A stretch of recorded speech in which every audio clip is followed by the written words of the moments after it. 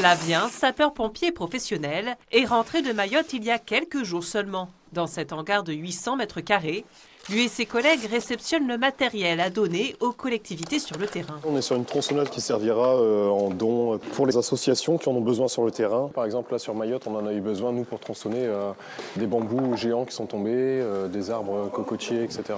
Venir en aide aux victimes de catastrophes naturelles, une des missions de cette ONG. 180 pompiers répartis sur tout le territoire qui interviennent autant en France qu'à l'étranger, comme ici en 2023 après les séismes qui ont frappé le Maroc et la Turquie. Dominique est pompier à la retraite. Depuis 3 ans, il enchaîne les missions humanitaires. Et comme j'ai pris ma retraite pompier volontaire, et moi, il faut que je bouge. Puis j'ai toujours bien aimé aider les gens. Je ne sais pas rester chez moi. Je ne peux pas. J'essaye de donner un peu dans chaque association. Depuis février dernier, l'association, répartie jusque-là sur 3 sites différents, a centralisé sa réserve de matériel sur un seul lieu, afin de gagner en efficacité auprès des collectivités locales, souvent sous-équipées en cas de catastrophe. Vous avez la raison de la demande, donc qui peut être inondation, tempête, coulée de boue ou autre. Donc voilà.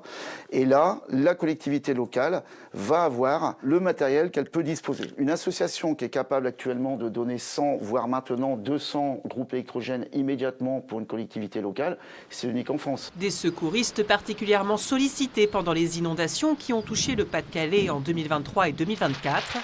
En s'installant dans le Montreuillois, le fondateur Thierry Velu pensait développer des partenariats avec les communes du département. Mais aujourd'hui, malgré un budget de plus de 4 millions d'euros par an, il se sent abandonné par les pouvoirs publics. Actuellement, les catastrophes naturelles, que ce soit ici, dans le Pas-de-Calais, en France, vont être de plus en plus fréquentes. Nous, on a besoin de soutien, parce que si demain on ne nous soutient pas, si demain on disparaît, vous aurez des milliers de personnes qui ne seront pas soutenues. L'association se donne 2 ans avant d'éventuellement déménager dans une autre région.